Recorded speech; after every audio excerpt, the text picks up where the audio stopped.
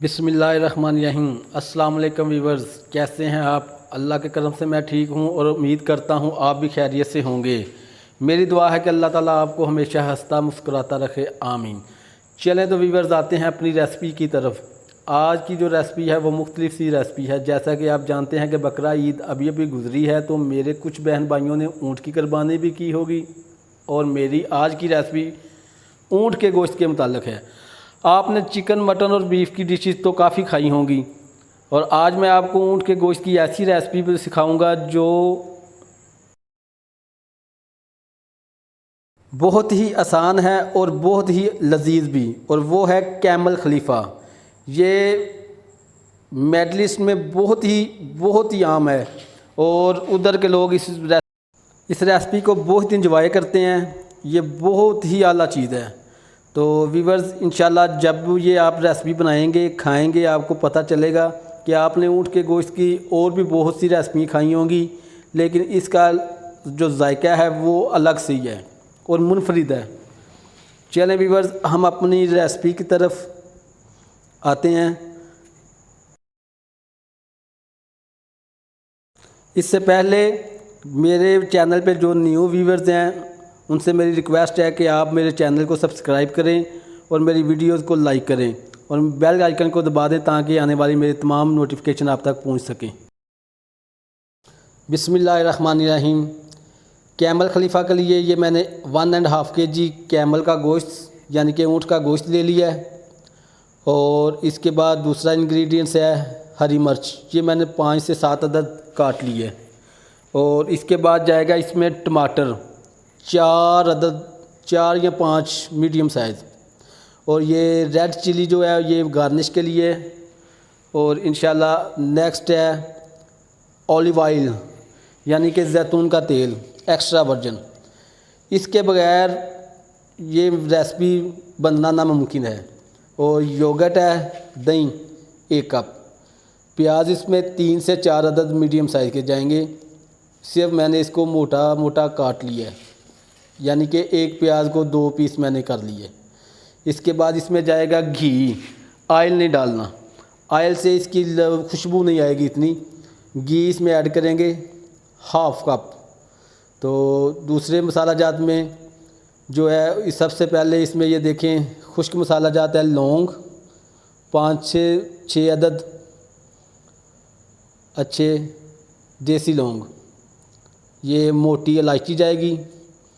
इसके बाद सब्ज़ इलायची के 5 से 6 अदद और नमक 1/2 टीस्पून। पहले 1/2 टीस्पून ही डालेंगे। मिर्च वो भी 1 टीस्पून। 1/2 टीस्पून नमक इसलिए डालेंगे कि जो आप लोग जानते हैं कि कैमल का गोश्त जो पहले से ही नमकीन होता है। और ये हल्दी है, ये भी 1/2 टीस्पून इसमें ऐड करेंगे। तो व्यूअर्स, जो कि इसके सीक्रेट्स जो इसका मसाला है वो मैं इंशाल्लाह आपको वीडियो के लास्ट में बताऊंगा, जिसके बगैर ये बनना नामुमकिन है, क्योंकि वही तो है सीक्रेट इस रेसिपी का। तो इंशाल्लाह मैं आपको एंड पे ज़रूर दिखाऊंगा। आप वीडियो को फुल वॉच कीजिए।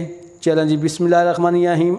एक प्रेशर कुकर में ये मैं 1/2 कप जो घी है वो ऐड करूँगा। इसको 1-2 मिनट के लिए गर्म होने दूंगा।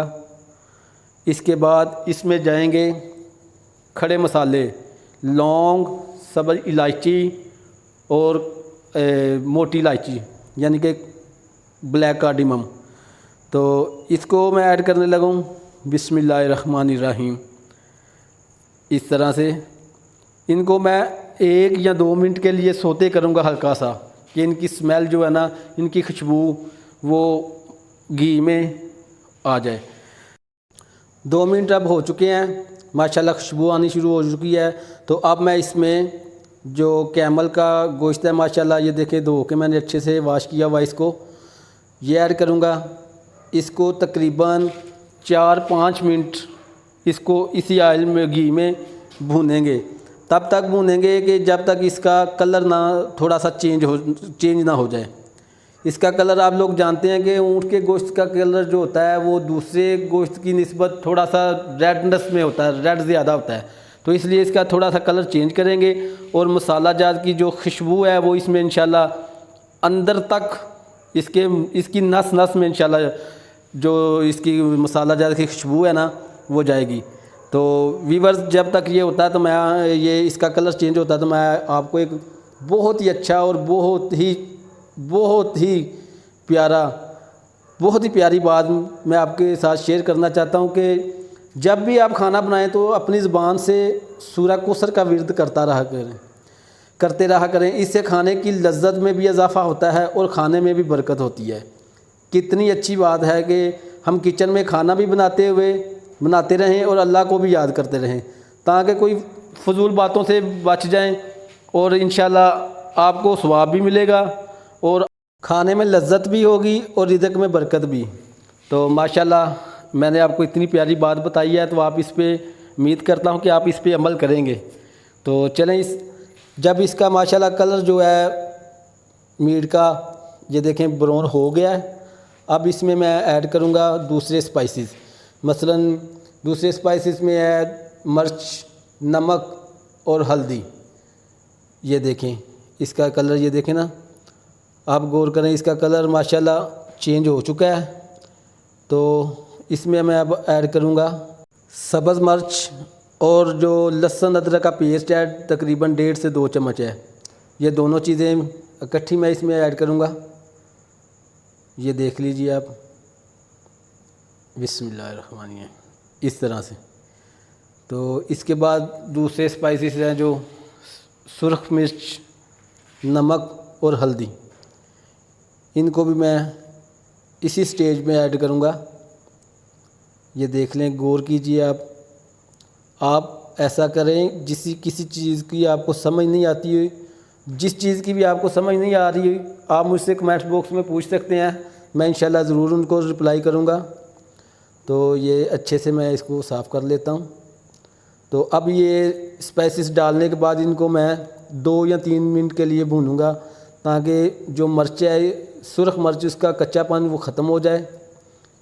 تو یہ دیکھیں آپ ویورز، اس طرح پیار سے ہلاتے جائیں گے اس طرح سے۔ یہ دیکھیں آپ، یہ ماشاءاللہ سے یہ دیکھیں گھی بھی گوشت نے ریلیز کر دیا ہے اور مرچ بھی میری اچھے سے بھون چکی ہے۔ اب میں اس میں ایڈ کروں گا ٹماٹر اور پیاز۔ میں آپ کو بتا رہا ہوں آپ اسی طریقے سے ہی بنائیے گا تو انشاءاللہ بہت ہی لطف آئے گا آپ کو بنانے میں بھی اور اس کے بعد کھانے میں بھی۔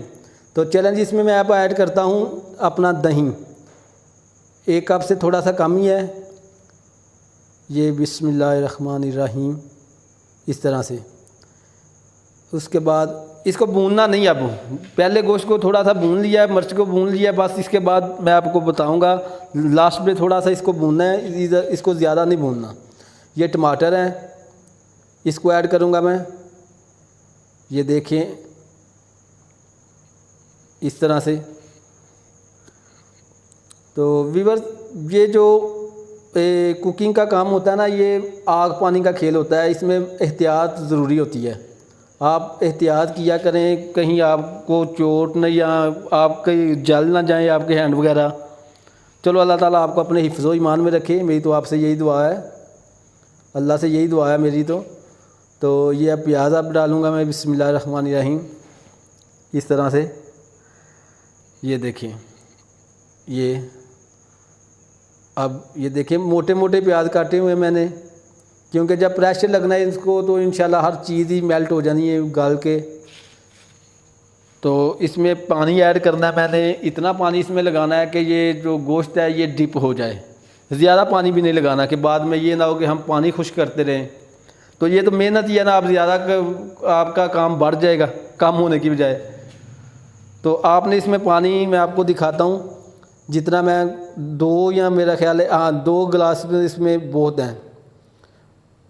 میرے پاس جو برتن ہیں یا یہ جو پریشر کوکر ہے اس حساب سے میرے 2 گلاس اس میں بہت ہیں، اور گوشت بھی آپ جانتے ہیں کہ 1.5 kg ہے، تو انشاءاللہ اسی پانی میں میرا یہ جو گوشت ہے وہ گل جائے گا انشاءاللہ۔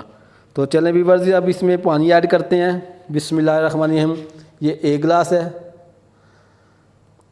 اور تقریباً 1 گلاس کے قریب اور اس میں ایڈ کروں گا میں۔ پانی انشاءاللہ زیادہ اگر آپ یہ لیں جی دوسرا گلاس بھی میں نے اس میں ایڈ کر دیا ہے. اب یہ دیکھیں میں ہلا کے آپ کو دکھاتا ہوں. تو یہ ٹھیک ہے ماشاءاللہ. پانی مجھے تھوڑا سا کم لگ رہا ہے لیکن نہیں، کیونکہ دہی نے بھی اپنا پانی چھوڑنا ہے، ٹماٹر بھی اپنا پانی چھوڑیں گے. تو اب اس کو میں 40 سے 45 منٹ تک اس کو سیٹی لگاؤں گا پریشر کوکر کی. تو بسم اللہ الرحمن الرحیم. یہ لیں جی پریشر کوکر. پریشر کوکر جو ہے وہ بہت احتیاط سے آپ نے یوز کرنا ہے. یہ بہت ہی خطرناک چیز ہے، آپ سب لوگ جانتے بھی ہیں. اللہ تعالیٰ برے وقت سے بچائے. یہ بالکل آرام کے ساتھ اس کو آپ نے ہینڈل کرنا ہوتا ہے پریشر کوکر کو. اگر آپ اکیلے سے یہ بند نہیں ہوتا تو آپ کسی کی ہیلپ بھی لے سکتے ہیں. تو یہ دیکھیے اس طرح سیٹی بھی میں نے لگا دی ہے اس کو. تو آنچ پہلے فل کر دی. یہ لیں 5-7 منٹ بعد یہ دیکھیں ماشاءاللہ سیٹی میری شروع ہو چکی ہے. تو اس کو میں تقریباً 40 سے 45 منٹ، کیونکہ یہ جو اونٹ کا گوشت ہوتا ہے یہ گائے کے گوشت سے بھی تھوڑا سا ہارڈ ہوتا ہے. چیک کر لیں گے اگر اس میں تقریباً 40 منٹ میں ہو جائے تو کافی، نہیں تو مے بی اگر اونٹ تھوڑا سا وزنی ہو، اس کی عمر زیادہ ہو، جیسے کہ دوندا، چوگا، چھگا بھی ہوتا ہے، تو اسی حساب سے گوشت جتنا بھاری ہوگا گوشت کا گلنے میں اس کو پھر اتنا ہی زیادہ ٹائم لگے گا. تو چلیں انشاءاللہ مجھے تو امید ہے اس میں کہ یہ جو ہے 45 منٹ میں میرا یہ فل ڈن ہو جائے گا انشاءاللہ. چلیں دیکھتے ہیں. اب 40 منٹ ہو چکے ہیں تقریباً. تو میں انشاءاللہ یہ اب دیکھتا ہوں. بسم اللہ الرحمن الرحیم. یہ لیں ویورز، پریشر کوکر کو بہت احتیاط سے آپ نے یوز کرنا ہے. یہ لیں ویورز. تو یہ دیکھیں کتنا آپ کے سامنے یہ پانی پہلے 5-7 منٹ جو ہے فلیم جو ہے وہ ہائی رکھنا ہے. اس کے بعد آپ نے جو فلیم ہے تھوڑا سا میڈیم کر دینا ہے. اتنا میڈیم بھی نہیں کر دینا، اتنا سلو بھی نہیں کر دینا کہ سیٹی نہ چلے. اتنی آنچ آپ نے رکھنی ہے کہ سیٹی چلتی رہے. تو یہ دیکھیں ویورز ماشاءاللہ یہ گوشت دیکھیں. یہ دیکھیں ماشاءاللہ ٹھیک ہے. میرا یہ گوشت جو تقریباً 80% تو ہو چکا ہے. تو ابھی اس نے اور پکنا بھی ہے. اس میں مجھے ضرورت نہیں ہے، میں نہیں محسوس کرتا میں ضرورت اس کو دوبارہ پریشر لگانے کی. تو اس کو میں تھوڑا سا بھون لیتا ہوں. ہلکا سا بھوننا نہیں، تقریباً یہ سارا جو ٹماٹر پیاز ہے اس کو میلٹ کرنا ہے. کیونکہ کیمل خلیفہ میں جو پہلے گوشت کو بھون لیا بس وہی بھوننا ہے، اس کے بعد بھی یہ بھوننا نہیں ہے. جو لوگ سعودی عرب میں میرے بہن بھائی رہتے ہیں ان کو پتہ ہوگا کہ سعودیہ میں جو سعودی عرب ہو چاہے دبئی ہو، میڈل ایسٹ کے کسی بھی کونے میں، یہ جو عربی لوگ ہیں یہ زیادہ بھونی ہوئی چیز نہیں کھاتے. یہ شوربے والی کھائیں گے. ادھر کا کلچر ہے نا. تو ہمیں تو یہ ہم ان کی وہ ریسپی بنا رہے ہیں تو ہمیں ان کے کلچر کے حساب سے میں آپ کو بتا رہا ہوں. یہ میں نے اب کالی مرچ میں نے 1 ٹی اسپون ایڈ کی ہے. تو یہ دیکھیں ویورز اب میں اس میں ایڈ کرنے لگا ہوں جو اس کا مین سیکرٹ ہے، مین اس کا انگریڈینٹس ہے، وہ ہے دیسی گندم کا آٹا. یہ دیکھیں ویورز دیسی گندم کا آٹا. اس میں صرف 1 چمچ میں ڈالوں گا، زیادہ نہیں ڈالنا. اس کو تھوڑا سا میں تقریباً اس کو دیکھ لیں کہ اس کی جو سمیل ہے نا وہ ختم ہو جائے گی. اس کو بھوننا اس کو بھی نہیں ہے، بس اس کو تھوڑا سا پکانا ہے اس پانی میں. یہ دیکھیں اس طرح سے ہلاتے جانا ہے تاکہ گندم کا آٹا آپ کو پتہ ہے کہ نیچے چپکتا ہے. تو اس کو تھوڑا تھوڑا ہلاتے جانا ہے. میڈیم کو اور تھوڑا کم کر دیں، فلیم کو تھوڑا اور کم کر دیں آپ. تو یہ دیکھیں ویورز یہ اب میں اس میں ڈالوں گا اولیو آئل. یہ دیکھیں جی بسم اللہ الرحمن الرحیم. 1 چمچ اس میں ڈالا میں نے، 2، اور یہ تقریباً تھوڑا سا اور، اتنا بہت ہے، زیادہ بھی نہیں ڈالنا. یہ ماشاءاللہ دیکھیں آپ اب اس کی خوشبو بہت ہی پیاری آ رہی ہے مجھے تو ماشاءاللہ. آپ جب بنائیں گے تو انشاءاللہ آپ بھی بہت ہی لطف اندوز ہوں گے، بناتے ہوئے بھی بہت لطف اندوز ہوں گے۔ تو یہ میں نے اس کا تھوڑا سا نمک چیک کر لیتا ہوں، اگر کم لگتا ہے مجھے تو میں اور ڈال لوں گا۔ میرے حساب سے تو ماشاء اللہ بالکل ٹھیک ہے، اتنا کم نہیں ہے۔ تو چلو اگر لگانا، جو لوگ زیادہ، کچھ لوگ زیادہ نمک یوز کرتے ہیں، کچھ کم کرتے ہیں، بس نمک جو ہے حسب ضرورت آپ نے استعمال کرنا ہوتا ہے۔ تو ماشاءاللہ مرچ اتنی کافی ہے الحمدللہ۔ تو یہ لیں ویورز، اب یہ دیکھیں، اب میں اس کے اوپر ڈھکن دے دوں گا اور آنچ کو بالکل دم پہ لگا دوں گا، جیسے چاولوں کا دم لگاتے ہیں۔ یہ لیں جی، تو ماشاءاللہ جی یہ لیں، یہ ہماری کیمل خلیفہ کی ریسپی اب ریڈی ہو چکی ہے ماشاءاللہ۔ یہ دیکھیں، اس کی لک چیک کریں۔ یہ گارنش کے لیے میں نے ریڈ چلی اور 1-2 گرین چلی ہے، لیمن ہے۔ بسم اللہ الرحمن الرحیم۔ یہ لیں جی، میں آپ کو ڈش آؤٹ کر کے دکھاتا ہوں۔ تو ویورز، امید کرتا ہوں کہ آپ کو بھی میری یہ ریسپی پسند آئی ہوگی۔ تو آپ اس ریسپی کو ٹرائی کیجئے، انشاءاللہ آپ کو بہت مزہ آئے گا۔ اونٹ کا گوشت آپ نے بہت دفعہ کھایا ہوگا، لیکن اس ڈش کو آپ جب کھائیں گے نا تو انشاءاللہ یاد کریں گے۔ اس میں ایک الگ ہی فلیور ہے، ہر چیز کا ہی الگ الگ سے۔ تو بسم اللہ الرحمن الرحیم۔ یہ دیکھیں جی ویورز، یہ دیکھیں میرا گوشت فل ٹینڈر ہو چکا ہے۔ یہ دیکھیں، میں آپ کو دکھاتا ہوں، بسم اللہ الرحمن الرحیم۔ یہ لیں ویورز، ماشاءاللہ ماشاءاللہ جی۔ تو ویورز، اللہ تعالیٰ آپ کو ماشاءاللہ جی ماشاءاللہ۔ یہ لیں ویورز، آپ کسی بھی بوٹی کو یہ دیکھیں، چیک کریں، ماشاءاللہ ایک جیسی گلی ہوگی ساری۔ یہ دیکھیں ویورز، ریشہ ریشہ ماشاءاللہ الگ الگ ہو سا جائے گا۔ تو آپ اس ریسپی کو ٹرائی کیجئے۔ آج کے لیے اتنا ہی کافی، ملتے ہیں نیکسٹ ویڈیو میں انشاءاللہ۔ اپنے بھائی کو دے اجازت، اللہ تعالیٰ آپ کا حامی و ناصر ہو۔ السلام علیکم۔